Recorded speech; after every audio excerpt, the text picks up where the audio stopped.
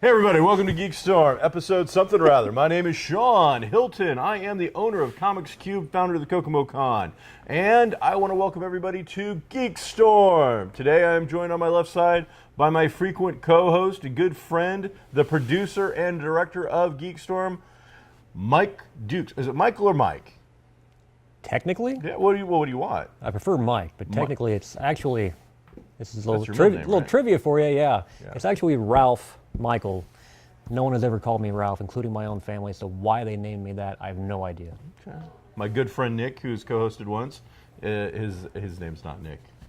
He's Robert Nicholas Gray, and exactly the same thing. Nobody calls him Robert, so everybody calls him Nick or Nitch because it is N-I-C-H, so it's kind of their thing. So there you go. There's the trivia for the day. GeekStorm is being filmed on location at the finest independently owned toy store in the entire Midwest, located at Kokomo Toys and Collectibles in the heart of downtown Kokomo's Geek Street, which consists of Comics Cubed, Kokomo Toys and Collectibles, American Dream Hi-Fi, and Goblin Games. And while you're down here, check out the Wildcat, the Coterie, or even the Cooks for Something to Eat. If you're a brunch kind of person, check out Main Street Cafe. There's some of the fine places that you can come to on Geek Street, get some fine collectibles, check out some stuff you didn't know existed, grab some grub. It's worth a road trip. We've got a lot of cool stuff down here, and it just keeps adding on to the list. We got some announcements coming soon. Hopefully next week we'll be able to break some new and awesome news. But this week, in the world of Hollywood, it appears that we just got an announcement that John Cho will be portraying Sulu for the third time in the Abrams verse of Star Trek, and it was announced that John Cho's version of Sulu is going to be a gay character, or has been, and we just have not found out until this particular episode, this movie, Trek Beyond.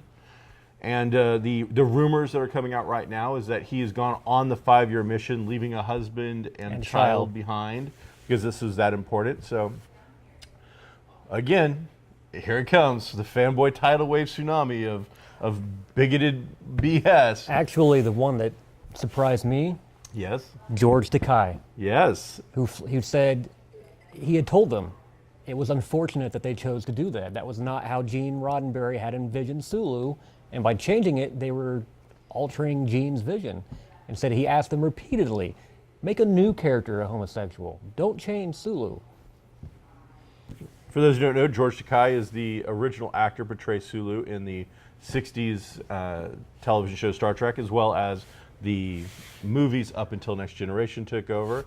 He's also been a co-host on the Stern Show, the radio show, Howard Stern, and has, at a fairly late age, came out as gay. I think it was 2005? 2005. And has since then found a whole new level of celebrity as a LBGT kind of activist. He's got a great social media following. He's done a documentary or two. He does interviews consistently, and he's very consistent on point with his message. So this not change. I mean, this is the first time it's come up about the character that he portrayed. Was a shock to some people. My issue with this is I think John Cho is a really wonderful and underused actor. I agree. People know him from Howard and Kumar Go to White Castle. Harold and Kumar. Harold and Kumar, I apologize. And then there was a very short-lived sitcom called Selfie that came out featuring the actress Amy Pond. That's not her name, that was her character, but... He was also on Headless Horseman. Was he? He was yes, he was. He was the initial investigator cop friend. So he's a wonderful talent, woefully underused. Sulu is one of my favorite peripheral Star Trek characters out of the main three. Him and Chekhov in a buddy kind of movie is something that I would love. Peter David did a novel, Sulu's Daughter kind of thing that was really well done, where it's Captain Sulu, Chekhov, and all of them getting together for an adventure. So well done. My only issue is that I would have preferred they have created a new character that had a direct impact and had been meaningful. It's regardless of the sexuality and orientation of the character, it's time to introduce some new Trek characters, period. that can integrate with this new Abrams verse. The second thing was, and this is actually the one thing that did really bother me, it seemed like pandering to George Takei's fan base. Even though he then came out kind of on the negative against it, you could have made any character. You could have made Kirk, I don't know, omnisexual, and every alien race, whatever it was, he was into trying it out. Spock would have worked, Uhura could have been, Chekhov could have been, any of the characters could have been, Chekhov especially. I think that could have been fun. But the fact that it was Sulu doesn't bother me that it's a main character. It bothers me, again, because of the fan base that was built into the celebrity who happens to be gay. It just felt pandering to me. It felt cheesy and a way to try and get an audience already there a little bit. Like, yep, this will work. And I don't know. Apparently Simon Pegg, it was his idea. He was one of the co-writers. And he thought it would be a great idea, kind of a nod to George Takei for the character that he portrayed, to go ahead, since George Takei is a homosexual, make his character homosexual. But I agree. I haven't seen the movie. I'm assuming it's going to be a toss-away scene. You'll see Sulu and his husband and their child, and then it's off on the Enterprise. We have spent more time talking about it on this show Then it'll be on screen. Then it'll be on that screen for sure. It's going to be such a minor impact. And the truth is like all of these things that regard sexuality and race, if it's a good movie, none of it should really matter. It should really just go into the pot to make it more interesting, hopefully drive his character forward. I believe that John Cho, as a homosexual Sulu, is going to make a very interesting, fun, compelling story and will help motivate and drive that character in a direction that will make him more appealing and interesting on screen, and hopefully tell a more overarching story that develops him more thoroughly. That I'll enjoy.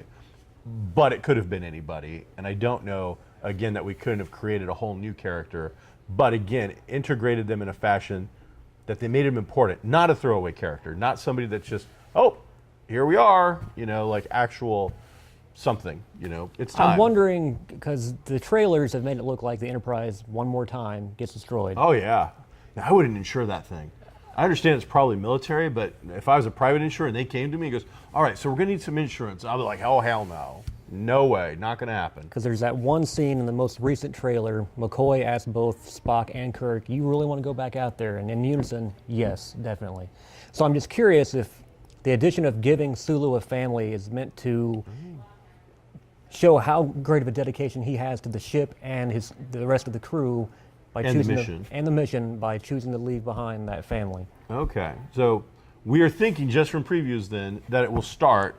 The Enterprise will get destroyed very early on. The crew will probably scatter to other things and then come back together on a new version of a ship and go out. Because there's a second ship and it looks very much like the NX-1 from the Enterprise TV show. Okay. I'll check it out. So I don't know. We'll see. Other way, fanboys are losing their mind. Part 2, Marvel Comics. Marvel Comics are producers of Iron Man, Tony Stark, record blockbuster making movies, the advent of the entire Avengers universe based on Tony Stark. They're coming out and saying that a young, I've heard, 15-year-old MIT graduate, black female character will become Iron Man. Just hit the little bell for round to begin so fanboys can lose their minds. So, as I said just a few weeks ago on this very show, when fanboys lost their mind when Captain America said Hail Hydra, and I explained it to you, I think rather eloquently. And you were dead on. Thank you. There is some level of expertise that I do bring to, and that might be one of them. So in this particular instance, let me help you out here in case you are losing your mind about the fact that there's a young black female that is about to be Iron Man. Iron Man isn't a real thing. Now, and I don't even mean that in the fact that it's just a comic book and it's a fictional character. I mean that Iron Man isn't a superhero. Iron Man is a suit of armor. Okay? I can be put into the armor if you can squeeze my tubby butt into it. Mike, Matt, April, anybody, you. Small people, diminutive, I don't know, vertically challenged, I don't know what the politically correct term is. NBA players, 8-foot tall people, if you can get them into the armor, you can be Iron Man. Rhodey, who you would know as War Machine from the Iron Man movies, was already Iron Man in the books back in the 80s for an extended amount of time. The original Secret Wars, it wasn't Tony Stark that was on that planet. It was James Rhodes. So the fact that there have been other people in the armor. Pepper Potts, rescue. In the armor. There have been other ethnicities in the armor. Iron Man just goes to prove that it is the person inside the armor that makes the hero.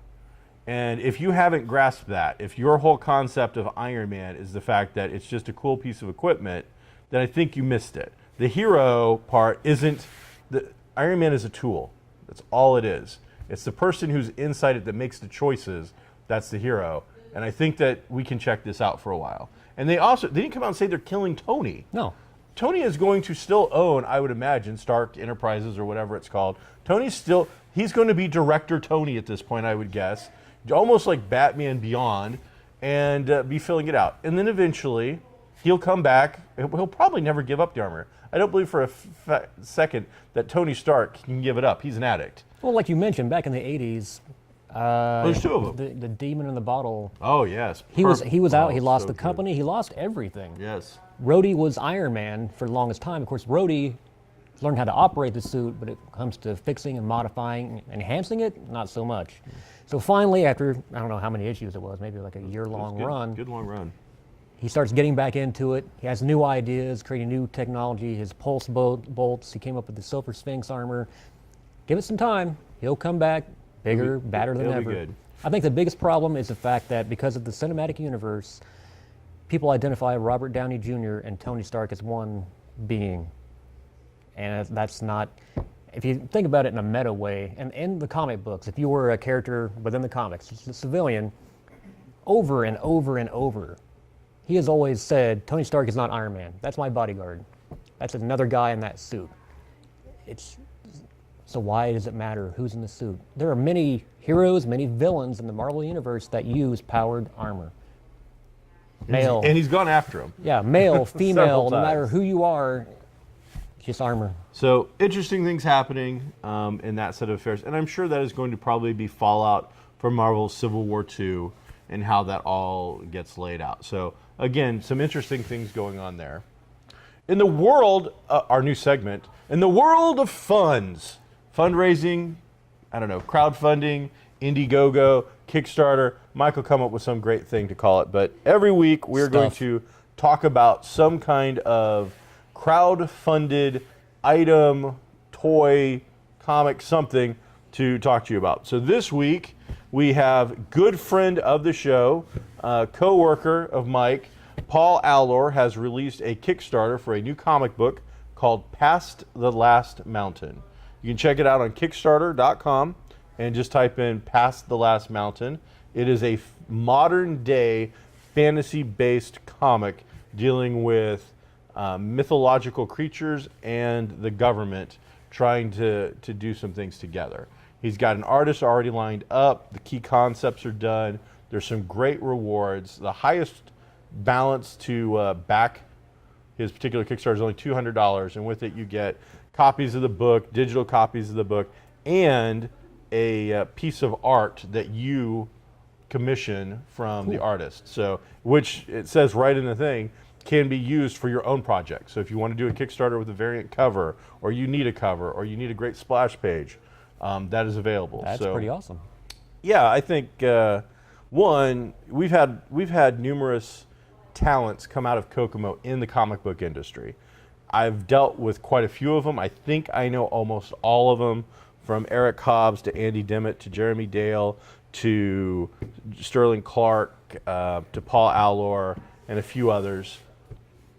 I know Scott Heilman's done some work. I've done something. Mike's work. Mike Harrison's done a little bit of work. Everybody.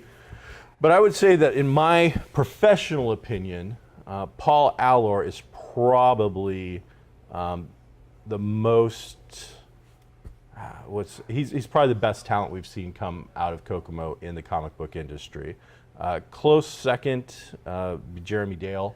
Unfortunately, Jeremy passed away at a very, very young age, and so I don't think he got anywhere near reaching what his true potential was going to be in the industry. I think he was going to be a superstar.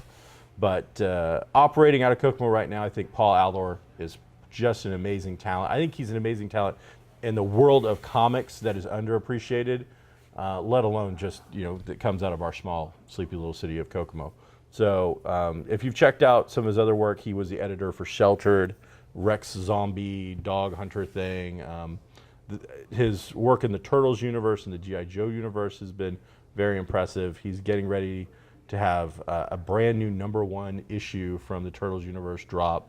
And then I think probably the most impressive comic that I've seen ever come out of Kokomo is his book called Tet, which is it's an amazing drama piece, well worth checking out. So Kickstarter, Kickstarter.com, check out Past the Last Mountain, get in on the ground floor, support an amazing local talent from Kokomo.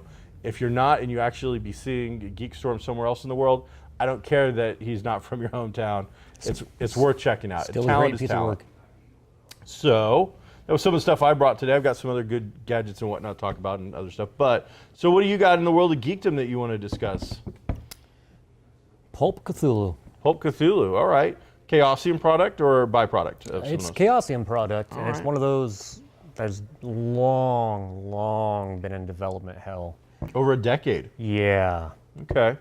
So those not familiar, Call of Cthulhu is a role-playing paper. The original horror role-playing game. That came out in the 70s? 82? 82 by Sandy Peterson. So pen and paper, tabletop, you get your friends together, you make characters very similar to D&D in the essence of role-playing, but think mystery, horror, supernatural elements. And Chaosium is the producer.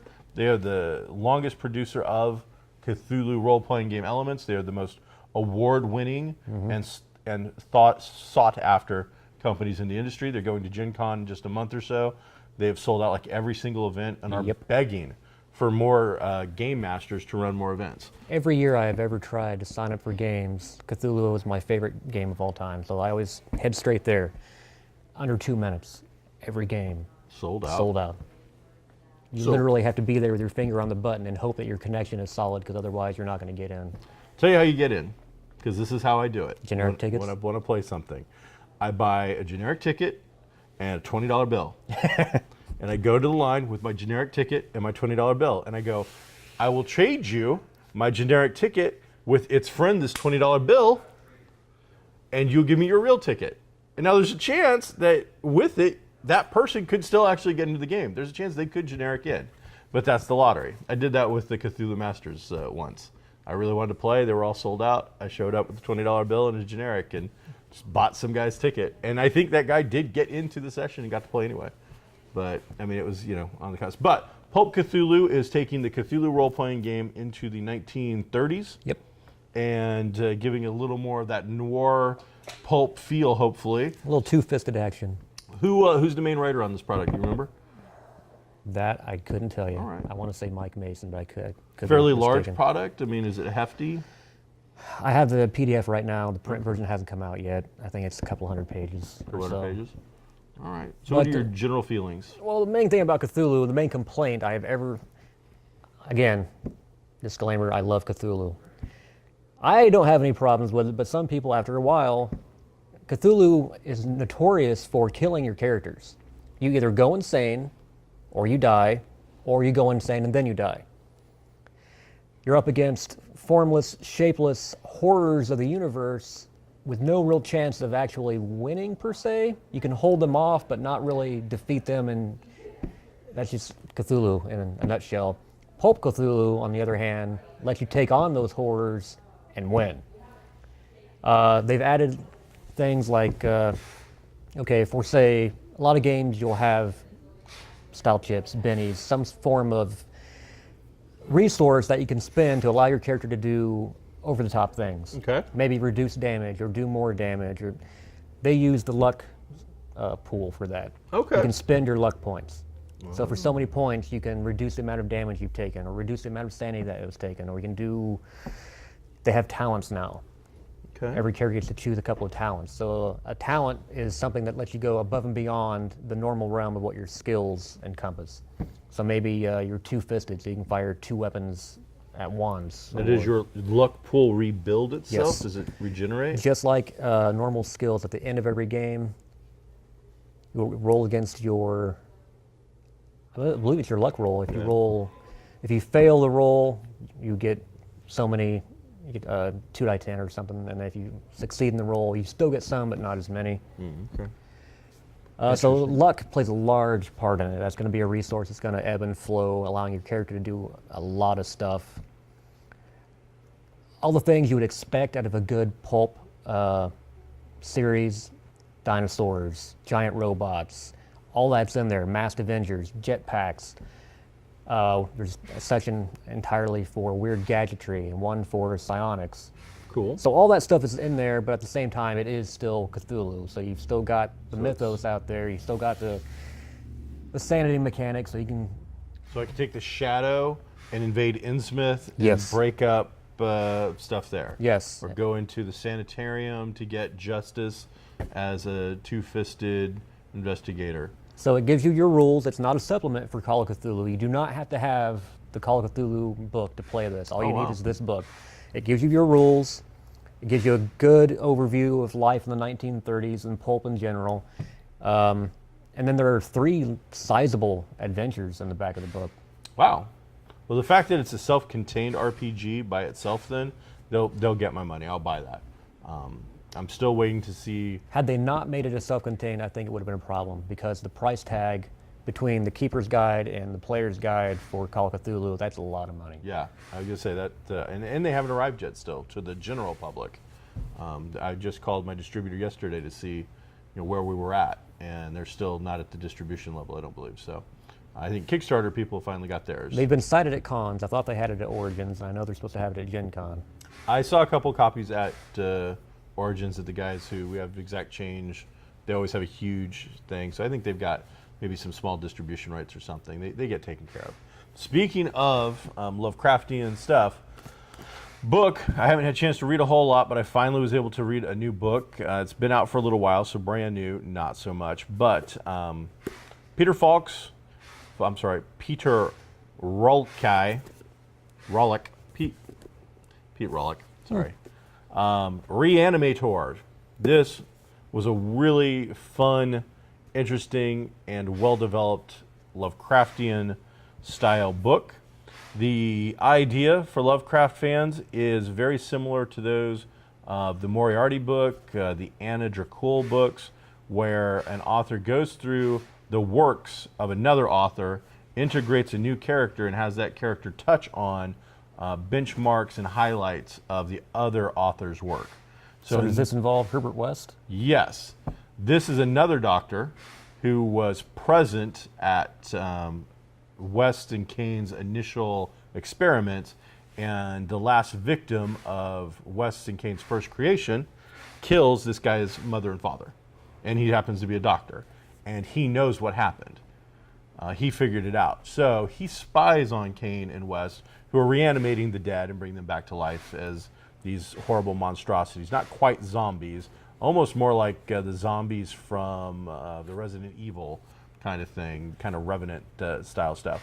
So what this does is it follows that, and then the same doctor, who is Dr. Stuart Hartwell, he is involved in so many of the Lovecraftian stories in some way or another. The Dunwich Horror, yes. The Shadow Out of Time, yes. All the major little things. Herbert West, all the stories. He touches on almost every major facet of Lovecraft. All the major Lovecraftian characters are named or have something to do with it. Armitage is mentioned. Randolph Carter is mentioned. Several other characters are mentioned. The raid on Innsmouth is a part of it. And so many other things. So there's a lot of stuff in one book. yeah, he nailed it all. The Titanic's in here. Charlie Chan is in here. World War I is in here. I think you would really, really dig this. In fact, if anything, I mean, you and me both love Lovecraft. I haven't read the stories in a couple of years now. This made me really want to go back and reread them to cross-index the crossovers and how well it was done. But really, really good. And he's just had a second book out recently called The Weird Company, which basically takes this character, introduces some other Lovecraftian-inspired characters, and they form a League of Extraordinary Gentlemen kind of thing in a Lovecraftian universe. So I just finished Reanimators. Pete Rawlik, highly recommend it for Lovecraft fans. Even if you're not a Lovecraft fan, it would be a good book to read while possibly beginning to read your some Lovecraft stories, because just a little bit of everything is included here, including some other pop culture references. Well done, good read, shorter chapters for the most part, so you're able to kind of take breaks, burn through it as you want. I read it in a week or so. I think most people could probably read this in just 1 or 2 days. I would normally have read something like this in a day or two, but I've been so busy I had to slow it down. So I think you would love it. Awesome. It's really, really fun, well put together book. I am looking for another book to read. That, I think, for you and what you dig, that would be right up your alley. What's our time, Matt? We got 4 minutes? 4 or 5 minutes? All right. So we mentioned briefly the Mystery Experience Company a week or so ago, but we didn't have the box with us. We just kind of talked about the experience. So this, when you get something from the Mystery Experience Company, this is our first one. I've been told that the boxes, from what pictures I've seen, some of the others are always a little different. So this one says Mysterious Experience Company. On the side, it says confidential. And the idea is that it is a mystery in a box situation. You open the box, and you've got all kinds of props and items that have to deal with the mystery. And we'll look at some of those things to get you into it while I dig through the box. But so is it like one individual has to know the rules of how to set this up? Or you just open it up and start going through stuff? Open it up. So the first thing you get is the Mad Hatter Mystery Guide. This particular whole theme was an Alice in Wonderland serial killer known as the Mad Hatter. And it gives you information about the different places you can go, the solution. There is a instruction booklet that gives you and your players the introduction, how to play, the investigation. So the idea is somebody, a serial killer, doing Alice in Wonderland themes, killing people and then dressing them like Alice, the Red Queen, the White Queen, has struck this particular fictional city called Forest City, where all of these events are occurring. So this is just one particular killer. And in it, you'll go to different spots along the maps, and the investigation guide gives you a list of suspects. There's like 6 suspects. You know it's probably one of these guys. And you're going to follow clues. So at the site of the autopsy report, you find a necklace, let's say. That necklace you can then track down to where it was purchased, things like that. In the game, the guy is dressing people in costumes of the Alice in Wonderland theme. So there's like a costume shop is on the map. So we went to the costume shop, which I don't remember which number it was, but inside the guide you go to, once you find it on the map, we'll say it was like 28. You go to number 28 and you read it out loud to the rest of your group, and it gives you some clues about what you find there, what you're told, and what pieces of information move the investigation along. You get, like in this one, it came with a classified investigation file, which had the suspects in it, the names of the agents that were helping you, some basic clues, layouts of what the initial report was that the FBI had from the deaths and how to get started. And then when you go to the different places, as I said, you find different props. So in one guy's house, one of the suspects, we found this thing called the Blue Martini Forest City Harbor District. It is an actual real coaster. And from that, we were able to go to our map and find the Blue Martini, and we find out that why are these all around the suspect's house? Well, the suspect works at this place, or is there a lot, and eventually you get some information that shows that he was working the night of one of the murders, so he could not have done all 3 murders at least. So it gives you a way to start eliminating some of the suspects. In one of the houses we found a pendant. So you're getting all the mystery stuff, and that is kind of the fun part of this, is going around. But you're also finding these cool knickknacks and props that you can keep for yourself afterwards or frame. I got together with about 8 of my friends. 8? So, wow. How long did it take you? It took us 4 hours to complete this one. I would say, though, that this was our first one of this. The reason it took so long was because we had 8 people. You initially only have like 2 handouts. So you have to wait for people to read Pass through it quite a around, bit of yeah. material. You can read it out loud. We had a murder board. We had actually taken a whiteboard and like started doing stuff. We were taking different notes. Different people were following different parts of investigation, and there was quite a few of us were hardcore RPG people, and several of us do some writing. We were overcomplicating this mystery. This one, from what I've read on the forums, this Alice one, there's a new mystery every month, was pretty much the most simplistic version that they've sent out yet. Some have been incredibly complicated with ciphers and hitting puzzles and stuff like this. This was very much like the Sherlock Holmes consulting detective games that have come out back in like the 80s, and they just reissued one a couple years ago. So theoretically, you could have just yourself. You could do this by yourself, absolutely. That's pretty cool. And if you did it by yourself, it would go a lot quicker because you wouldn't have to wait to discuss whatever and crazy stuff like that. My only negative about this one, besides the fact that this particular mystery seemed a little bit simplistic, was that there was a couple of typos, and one or two of the typos actually led to bad investigation. Like one of them was, they told you in a piece of paper you get the autopsy of Mike Dukes. When you open up the autopsy, and there's only one, so you actually get an autopsy report to look through and go through, it was Mike Harrison. So, and the two characters, and in this case, were both in the thing. So, at first, again, we're all RPG people. We play Cthulhu. We're like, oh, this is a conspiracy. Yeah. And then eventually I'm just like, guys, I don't know this for a fact, but I'm going to tell you as somebody that would think of how to put one of these things together, like outside breakout of our investigation, this has got to be a typo. And there was one other typo or something where they show you a picture. There's like really good murder scene pictures, but they're all set up, and there's a character, they're dead, and their eyes are open in the photo. And then in the police report, her, housemaid, house help, whatever, finds her and says specifically in the report her eyes were closed.